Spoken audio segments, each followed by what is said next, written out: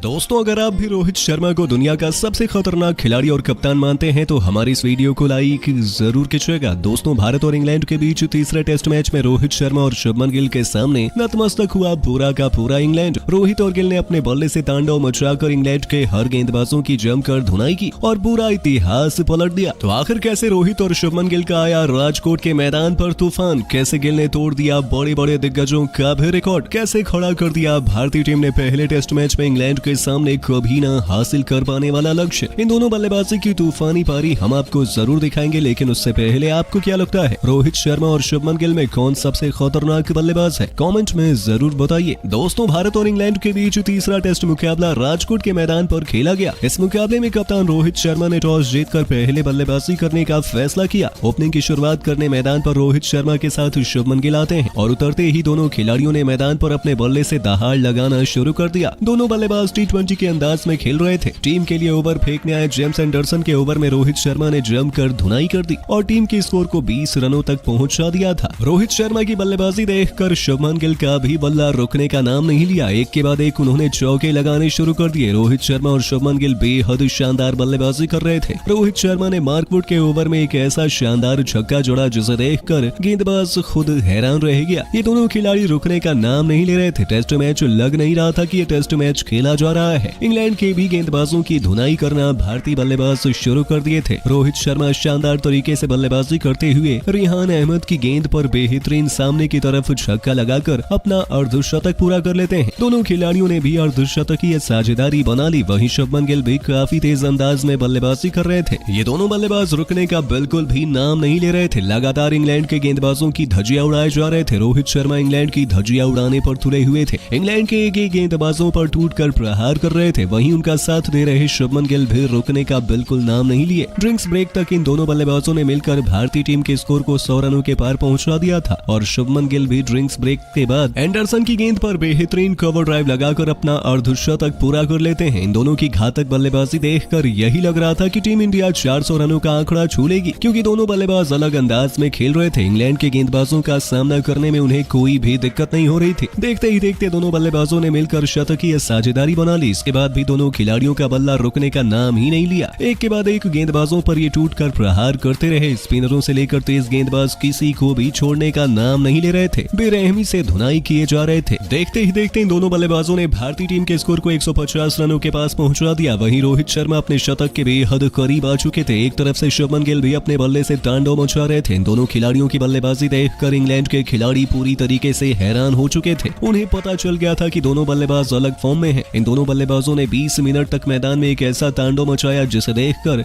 England के गेंदबाजों की आंखें फटी की फटी रह गई और साथ ही रोहित शर्मा और शुभमन गिल दोनों ने शतक ठोक दिया। इसके बाद भी दोनों खिलाड़ियों का बल्ला रुकने का बिल्कुल भी नाम नहीं लिया। भारतीय टीम के स्कोर को 250 रनों के पार ये पहुंचा दिए। वहीं रोहित शर्मा अपने 150 रनों के बेहद करीब बढ़ रहे थे, तो उनका साथ दे रहे शुभमन गिल का भी बल्ला रुकने का नाम नहीं ले रहा था। लगातार गेंदबाजों पर ये जमकर वार कर रहे थे और देखते ही देखते इन दोनों बल्लेबाजों ने एक बार फिर से एंडरसन के ओवर में ऐसा तांडव मचाया जिसे देखकर हर कोई हैरान रह गया। इस ओवर से दोनों बल्लेबाजों ने मिलकर 4 छक्के और 2 चौके जड़ दिए। भारतीय टीम का स्कोर बहुत जल्दी 300 रनों के पार पहुंच गया। वहीं पहले रोहित शर्मा ने घातक बल्लेबाजी करते हुए अपना 150 रन ठोक दिया, तो शुभमन गिल कहां पीछे हटने वाले थे। उनकी बल्लेबाजी देखकर वो भी गेंदबाजों की धज्जियां उड़ाना शुरू कर दिए और देखते ही देखते उन्होंने भी अपना 150 रन जड़ दिया। दोनों खिलाड़ियों के बीच 300 रनों की साझेदारी भी पूरी हो गई। लंच ब्रेक के बाद जब दोनों खिलाड़ी मैदान पर उतरे तो अलग ही फॉर्म में नजर आ रहे थे। दोनों खिलाड़ियों का बल्ला रुकने का नाम नहीं ले रहा था। शुभमन गिल तो मानो आज इंग्लैंड के गेंदबाजों की धज्जियां उड़ाकर रखने वाले हैं। उसी अंदाज में बल्लेबाजी का ये नजारा दिखा रहे थे और देखते ही देखते भारतीय टीम के स्कोर को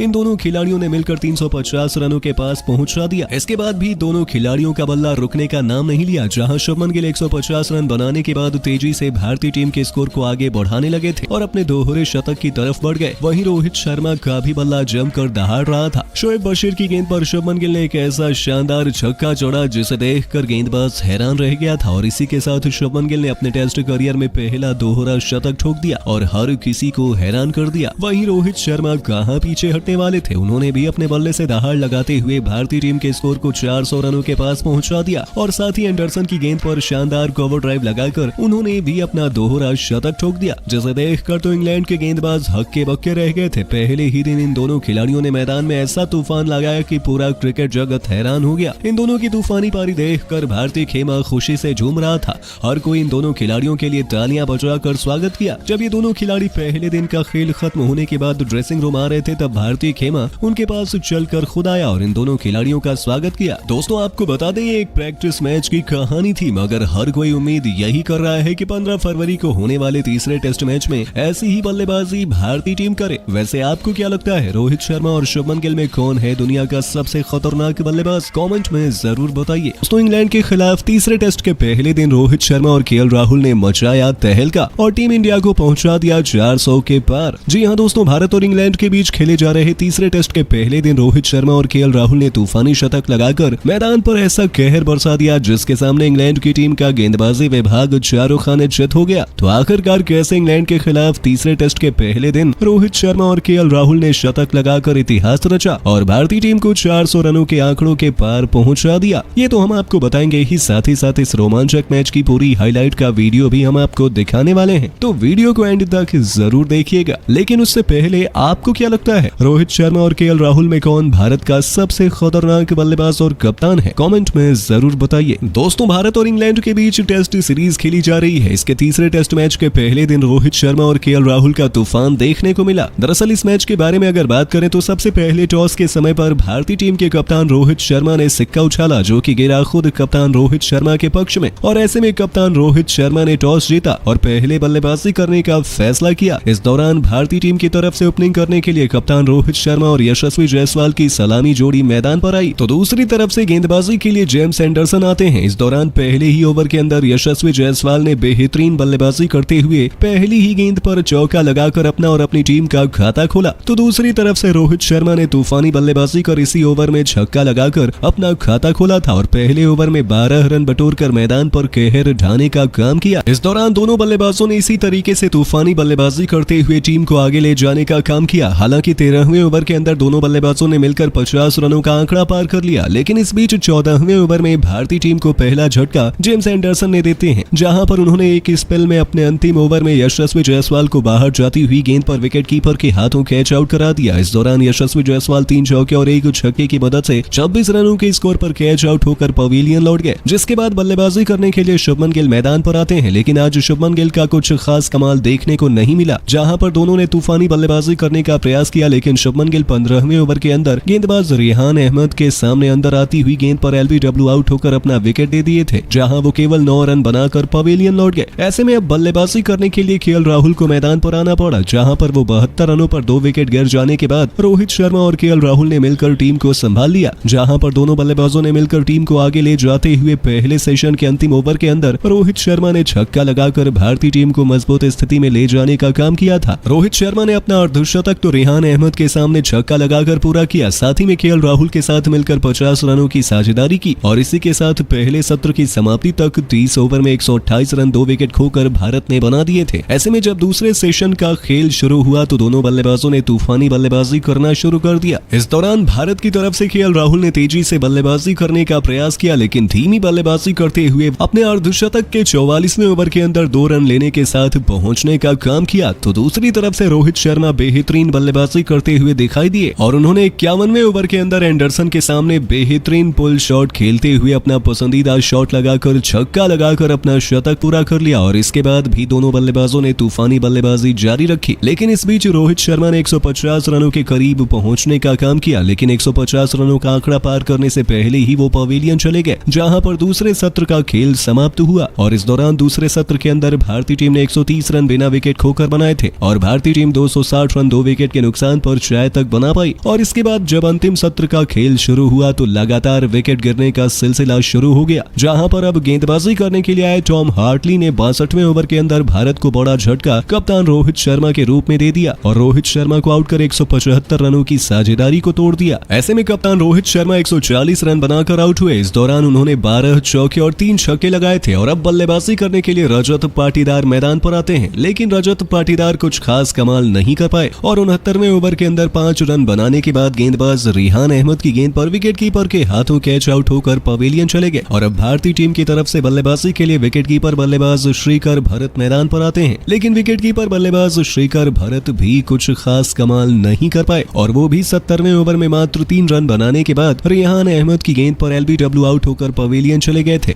इसके बाद बल्लेबाजी करने के लिए अक्षर पटेल मैदान पर आते हैं, तो दूसरी तरफ से बल्लेबाजी कर रहे केएल राहुल ने बेहतरीन प्रदर्शन कर 72वें ओवर में लगातार 2 गेंदों पर 2 कवर ड्राइव के जरिए चौका लगाकर अपना शतक पूरा किया। तो वहीं भारतीय टीम की तरफ से अक्षर पटेल कुछ खास कमाल नहीं कर पाए और 3 चौके की मदद से 26 रन बनाकर जैक लीच की गेंद पर 82वें ओवर में क्लीन बोल्ड होकर पवेलियन चले गए।